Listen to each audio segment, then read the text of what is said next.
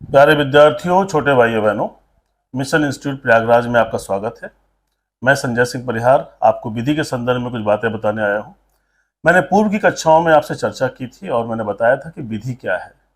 एक सामान्य परिभाषा के आधार पर हमने आपसे कहा था कि नियम या नियमों के समूह को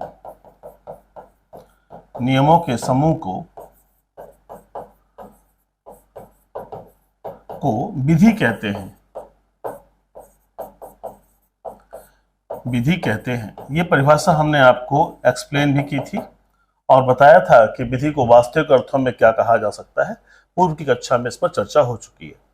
विधि को दो भागों में हम बांट सकते हैं। दो भाग, कौन से दो भाग हैं? पहला भाग है प्यारे विद्यार्थियों मूल विधि। बिल्कुल बेसिक लेवल से बात कर रहा हूं, इसलिए हर बात को ध्यान दीजिएगा। और दूसरी बात है प्रक्रिया विधि।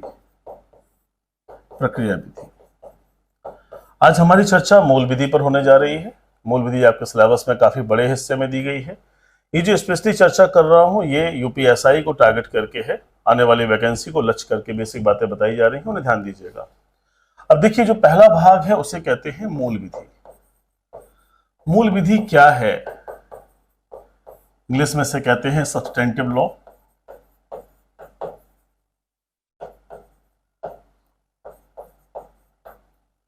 मूल विधि क्या है?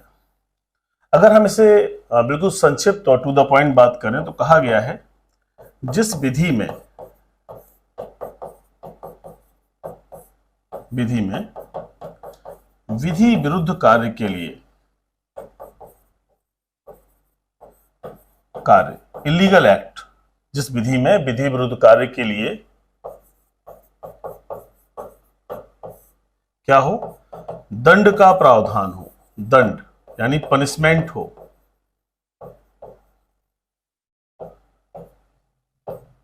का प्रावधान हो। प्रावधान माने व्यवस्था। जिस विधि में विधि विरुद्ध कार्य के लिए दंड का प्रावधान हो, ऐसी विधि को हम क्या कहते हैं? मूल विधि। तो मूल विधि की परिभाषा में दो बातें निकल करके आई, ध्यान दीजिएगा। पहली बात क्या निकल करके आई?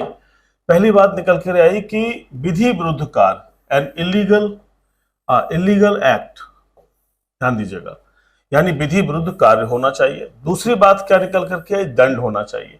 यानी जो जो विधि बनी है, भारत में हजारों विधियां लागू हैं, जहां जहां पर विधि विरुद्ध काम के लिए दंड की बात है, उस सभी विधि को हम क्या कहेंगे? मूल विधि कहेंगे। अब जैसे हम यूपीएसआई के अगर हम सिलेबस पर फोकस करें तो यूपीएसआई के सिलेबस में कॉन्स्टिट्यूशन हमारे बड़े लेवल पर है। कॉन्स्टिट्यूशन बहुत बड़े लेवल पर है, ध्यान दीजिएगा।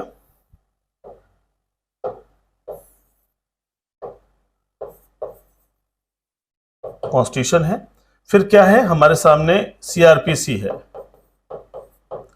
इसके बाद जो भी एक्ट आपको दिए गए हैं वो सभी क्या है? मूल विधि हैं आपके। चाहे वो आयकर अधिनियम हो, चाहे भ्रष्टाचार निवारण अधिनियम हो, चाहे राष्ट्रीय सुरक्षा अधिनियम हो, या जो भी कानून आप देख रहे हो, मोटरयान अधिनियम हो, सभी के सभी क्या है? दंड से जुड़े हुए हैं। अगर यह कार्य होगा तो उसका यह दंड है।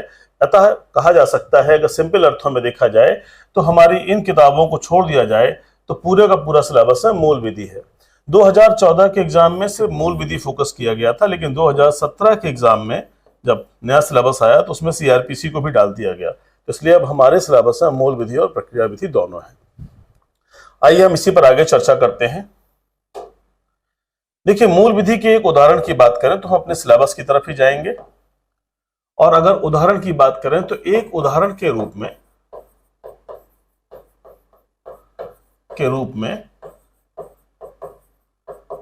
हम भारतीय दंड संहिता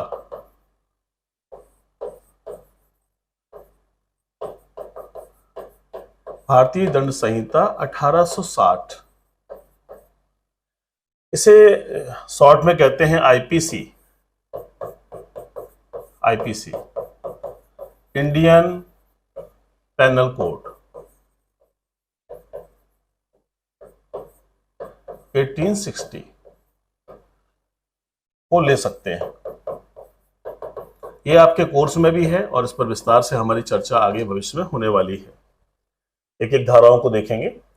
इस पुस्तक में कितनी धाराएं हैं? इस पुस्तक में या इस संहिता में 511 धाराएं हैं। इन धाराओं में दो बातों का उल्लेख है, ध्यान से देखिएगा, बिल्कुल जीरो लेवल से बात कर रहा हूं, सब चीज समझ के चलिएगा। जो ये आईपीसी की 511 धाराएं हैं, इनमें अगर देखा जाए तो दो बातें हैं। दो बातें कौन सी हैं? एक तो पहले किसी अपराध की परिभाषा है, यानी इसमें परिभाषा खंड हम देखेंगे, परिभाषा खंड मिलेंगे। और दूसरा क्या है, उस अपराध के लिए दंड है। यानी इस पूरी पुस्तक में हम जिन बातों का अध्ययन करने जा रहे हैं उसमें एक तो परिभाषा खंड मिलने जा रहा है और दूसरा दंड मिलने जा रहा है। यानी कोई व्यक्ति जो अपराध कर रहा है, उस अपराध के लिए हम कैसे मानेंगे वो अपराध, जब वो परिभाषा में आ जाएगा। अगर वो किसी चीज की परिभाषा में आ जाता है तो हम कहेंगे वो अपराध है। मैं आगे एक्सप्लेन करने चल रहा हूं, ध्यान दीजिएगा। इस पुस्तक में कितनी धाराएं हैं? 511 धाराएं हैं। इस पुस्तक का नाम है इंडियन पैनल कोड 1860 या भारतीय दंड संहिता 1860। अब हमने यहाँ पे चर्चा की है कि दो बातों का उल्लेख है और दोनों बातों के बारे में हम लोग देखेंगे। अब इस बात को समझने के लिए हम एक एग्जाम्पल की चर्चा करने जा रहे हैं, ध्यान दीजिएगा। परीक्षा में एग्जाम्पल्स, इलस्ट्रेशंस आते हैं। जैसे पहला एग्जाम्पल देखिएगा, एक व्यक्ति है ए क्या करता है? ए व्यक्ति, एक दूसरा व्यक्ति है बी। ए तलवार से बी का, ध्यान दीजिएगा, ए तलवार से बी का गला काटकर अलग कर देता है। ए ने तलवार से बी का गला काटकर अलग कर दिया। अब आपसे अगर सामान्य ढंग से बात की जाए कि भाई इसने कौन सा अपराध किया है जिससे ये क्या होगा, ये मर जाएगा, बी मर जाएगा। भाई तलवार से गला काट के अलग कर दिया तो कौन आदमी जिंदा रहेगा? कोई नहीं रहेगा, बी मर गया। अब आपसे पूछा जाए कि ए ने कौन सा अपराध किया है, भले ही आपने आईपीसी पढ़ी हो या ना पढ़ी हो, लेकिन आपके मुंह से उत्तर निकलेगा कि इसने हत्या का अपराध किया है। यानी क्या किया है? मर्डर किया है। ये बात आपने क्यों कही? क्योंकि आपको ये मालूम है कि जब भी कोई ऐसा काम होता है इसमें आदमी मर जाता है तो उसे हम कहते हैं हत्या। देखिए, हत्या की परिभाषा तो आपको नहीं पता थी, कॉमन अपराध था, आए दिन सुन रहे थे हम लोग, इसलिए हम जान गए। लेकिन ऐसे बहुत सारे अपराध हैं जिनको आपने सुना तो है लेकिन परिभाषा कभी नहीं पढ़ी, तो ऐसी चीजों के लिए हमें पढ़ना पड़ता है। अब ये बात कहां पर कही गई है? ये बिल्कुल सही है कि ए ने हत्या का अपराध किया है।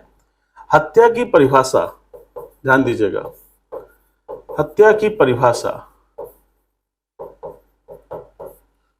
धारा 300 में दी गई है।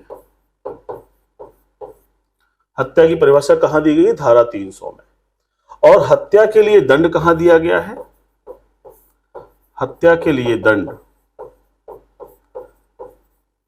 दिया गया है धारा 302 में।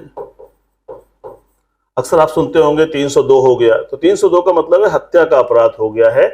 और इसीलिए जब कहीं धाराएं लगाई जाती हैं तो जो धाराएं दंड बताती हैं उन्हीं को लगाया जाता है। जैसे 300 नहीं लगाई जाएगी। अब कोई आदमी कहता है भाई 300 लग गया, 300 नहीं होगा, परिभाषा है ना, ये तो बताती है कि ये अपराध हुआ है।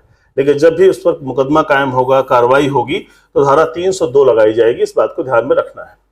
अब मैंने अभी कुछ देर पहले ही आपको बताया था, अगर आप गौर से देखें, मैंने थोड़ी देर पहले ही आपसे चर्चा किया था कि हम आईपीसी में दो तरह की बातों को पढ़ते हैं।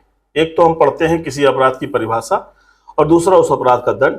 और उसी बात को हम लोग तुरंत देखने जा रहे हैं कि हमने क्या देखा, हत्या की परिभाषा और हत्या के लिए दंड। ठीक है, तो हत्या की परिभाषा धारा 300 है और हत्या के लिए दंड धारा 302 है। अब अगर हम हत्या की परिभाषा पर जाएं तो हत्या की परिभाषा बड़ी है, जिससे हम विस्तार से आने वाले समय में कक्षाओं में पढ़ेंगे। क्या कहा गया है? जब कोई व्यक्ति कोई ऐसा कार्य करता है जिससे उसका आशय किसी अन्य व्यक्ति की मृत्यु कारित करना हो। दूसरा खंड, वो कोई ऐसा कार्य करता है जिससे उसे इस बात की जानकारी होती है कि आदमी मर जाएगा। तीसरा खंड, वो कोई ऐसी शारीरिक क्षति पहुंचाता है जो प्रकृति के सामान्य अनुक्रम में मृत्यु करने के लिए पर्याप्त है, यानी it is sufficient to cause death in the normal course of nature. चौथा खंड कहता है कि कार्य इतना खतरनाक है कि जिससे मृत्यु अधिसंभाव है, it is highly probable to cause death. अब चार खंड तो आपको नहीं पता थे, लेकिन आपने फिर भी जान लिया क्योंकि हमारे जन सामान्य के बीच में चर्चा होती है। ऐसा एक सवाल आया था 2014 के एग्जाम में, आइए उस पर चर्चा करते हैं। एक सवाल क्या आया था, क्या कहा गया कि एक व्यक्ति रामू रात में मोहन के घर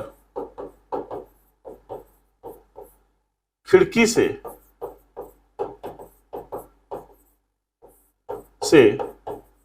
प्रवेश करता है। रामू ने कौन सा अपराध किया है? जो 2014 में एग्जाम फाइनल हुआ और इसका पेपर 2011 में कंडक्ट हुआ, उस एग्जाम में पूछा गया प्रश्न है। अब ऑप्शन में आपके सामने मान लीजिए, पहला ऑप्शन है गृह अतिचार, दूसरा ऑप्शन है गृह भेदन, तीसरा ऑप्शन है रात्रो गृह भेदन और चौथा ऑप्शन है आपराधिक अतिचार।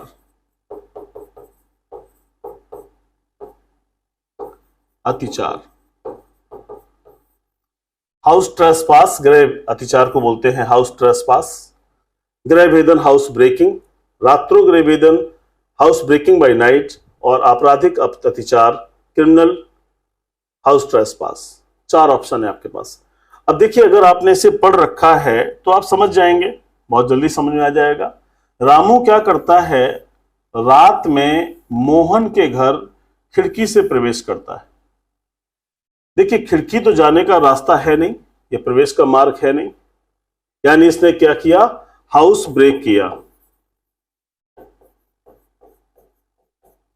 किया। तो इसका मतलब है गृह भेदन तो हो गया। अब अगर आपने इस शब्द को नहीं देखा तो आपसे क्वेश्चन गलत हो सकता है, क्योंकि अब ये तो नहीं है हमारे सामने, गृह अतिचार नहीं है, आपराधिक अतिचार नहीं है, क्योंकि हमने इस बात से अंदाजा लगा लिया, परिभाषा हमने पढ़ रखी है कि जब कोई किसी के घर में अवैध मार्ग से या आपराधिकृत तरीके से प्रवेश करता है तो उसे गृह भेदन कहते हैं। और अगर वह काम, ये वाला जो काम हो रहा है, ये रात के समय हो रहा है, सूर्यास्त के बाद और सूर्योदय के पूर्व, तो इसे रात्रो गृह भेदन कहते हैं। अगर ये परिभाषा हमें पता है तो हम इसका आंसर तेजी समझ जाएंगे। अब चूंकि रात में हो रहा है तो गृह भेदन भी नहीं है, इसका सही आंसर क्या हो गया, रात्रो गृह भेदन। तो प्यारे विद्यार्थी, इस तरह के क्वेश्चंस आपके सामने आते हैं, इसलिए हमें उनकी तैयारी में भी रहना है। और छोटे छोटे प्रश्न होते हैं लेकिन वो परिभाषा पर डिपेंड करते हैं और उन चीजों को ध्यान रखना है। आइए हम इसी क्रम में आगे चलते हैं। हमने आपको बताया धारा 300 और धारा 302। धारा 307 ये कहती है हत्या करने का प्रयास, अटेम्प्ट टू मर्डर। इस धारा को भी हम लोग विस्तार से आने वाले समय में पढ़ेंगे।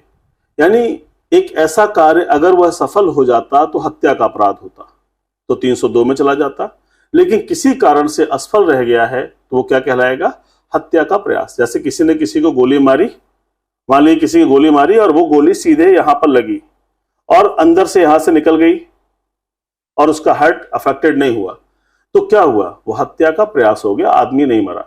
किसी ने तलवार से गला काटा, थोड़ा सा कटा लेकिन आदमी नहीं मरा, बच गया, तो क्या हो गया, हत्या का प्रयास। तो यानी हत्या का प्रयास का मतलब है जब कार्य हत्या की दृष्टिकोण से किया जाए लेकिन वो सफल ना होने पाए, सफल ना हो, तो इसे कहते हैं हत्या का प्रयास, हत्या का प्रयास।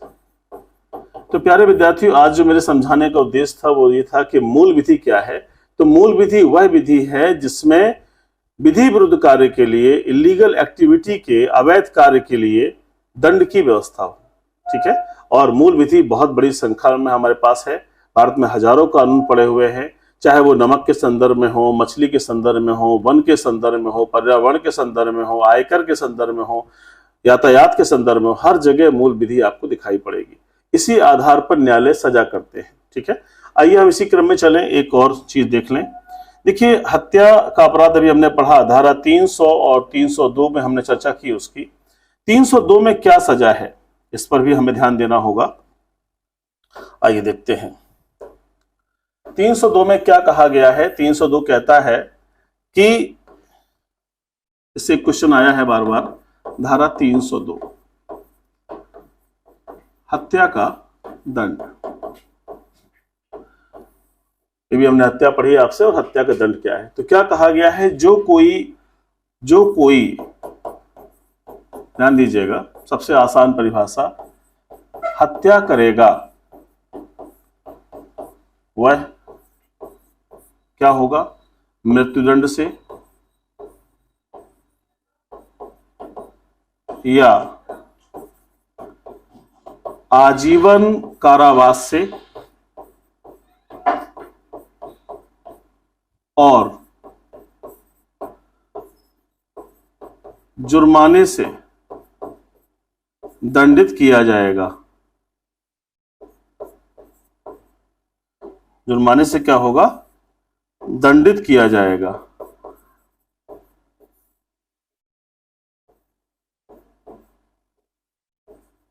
किया जाएगा, यानी दो पनिशमेंट है यहां पर स्पेशली अगर देखा जाए तो। पहला तो है मृत्युदंड, दूसरा है आजीवन कारावास। यानी जो कोई भी हत्या का अपराध करता है उसे किस दंड से दंडित करेंगे, तो कहा गया है मृत्युदंड से या आजीवन कारावास से, और जुर्माना लगा है, और जुर्माना है, ठीक है। तो इन दोनों सजाओं से दंडित किया जाएगा। यहां पर ध्यान देना है, परीक्षा का एक बहुत इंपॉर्टेंट क्वेश्चन बनता है। एक केस आया बच्चन सिंह बनाम पंजाब राज्य। ध्यान दीजिएगा, इंपॉर्टेंट केस है, बच्चन सिंह बनाम पंजाब राज्य। इस केस में क्या कहा गया, इस केस में कहा गया, न्यायालयों के लिए डायरेक्शन है कि बिरले से बिरले मामले में ही मृत्युदंड दिया जाएगा। बिरले से बिरले मामले का मतलब क्या हुआ, in the rarest of rare case, ध्यान दीजिएगा ये शब्द याद रखिएगा, rarest of rare case death punishment should be given. यानी बिरले से बिरले मामले में ही मृत्युदंड देना है, अदरवाइज अदालतें आजीवन कारावास की सजा भी दे सकती हैं। तो आज जो हमने चर्चा आपसे की है वो मूल विधि के संदर्भ में थी। मेरा उद्देश्य है, आप ध्यान दीजिएगा, मूल विधि क्या है फिर से मैं एक बार आपको डिफाइन करता हूं फास्ट। जिस विधि में विधि विरुद्ध कार्य के लिए दंड का प्रावधान हो उसे हम मूल विधि कह सकते हैं। मूल विधि के एक उदाहरण के रूप में हमने आपको आईपीसी बताया, सैकड़ों हजारों कानून है, लेकिन जो आपके कोर्स में मैंने उसी की चर्चा की।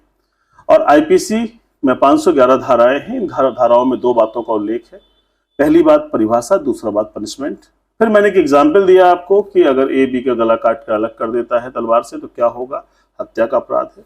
हत्या की परिभाषा और हत्या का दंड भी आपको बताया धारा 300 और 302 में। मैंने ये बताने का प्रयास किया है कि जो चीज हम आईपीसी में पढ़ते हैं वो किस तरह से है हमारे सामने, ठीक है, और हत्या की सजा भी बताई। क्वेश्चन का फॉर्मेशन कैसे कैसे हो सकता है, क्वेश्चन के फॉर्मेशन के लिए ध्यान रखिएगा। पहला तो ये हो सकता है कि सीधे धाराएं पूछ ली जाती हैं, सीधे धाराएं पूछ ली गई। दूसरा पूछा जाता है मामले, बहुत सारे क्वेश्चन मामले पर आधारित होते हैं। तीसरा पूछ दिया जाता है कोई उदाहरण देकर के कि ए ने बी के साथ ऐसा किया या इसने रामू वाला एग्जाम्पल आपको दिया तो क्या होगा। तो ये तीन तरह के क्वेश्चंस बहुत नॉमिनल क्वेश्चंस हैं। अगर आप लॉ पढ़ रहे हैं तो आपको इस तरह के प्रश्न आपको हमेशा मिलेंगे। ये प्रश्न आपको न केवल दरोगा जैसी परीक्षाओं में, एपीओ, पीसीएस जे, और अगर हम देखें तो जो लॉ फील्ड से एग्जाम सिविल के भी देते हैं तो उन्हें भी इस तरह के प्रश्नों का सामना करना पड़ता है, ये रहते हैं। और चूंकि हम लोग यूपीएसआई के लेवल में पढ़ रहे हैं तो हमारा टारगेट है कि हम उन सब बातों को ध्यान से देख लें जो हमारे लिए बहुत इंपॉर्टेंट है। अगली क्लास में हम लोग फिर मिलते हैं जिसमें हम प्रक्रिया विधि पर चर्चा करेंगे। प्रक्रिया विधि क्या है, प्रक्रिया विधि के प्रकार क्या है और कैसे प्रक्रिया विधि चीजें हमारे सामने आती हैं। फिर हम इसके बाद अगली कक्षाओं में देखेंगे प्रक्रिया विधि और मूल विधि का संबंध। एक एक बात को ध्यान से देखते रहिएगा, समझते रहिएगा, ताकि हमारी तैयारी बिल्कुल जीरो लेवल से हो सके। आने वाली वैकेंसी में हम पूरी तरह से तैयार हो सके, बेहतर परिणाम के साथ में हम सफलता प्राप्त कर सके। अपना ख्याल रखिए। जय हिंद।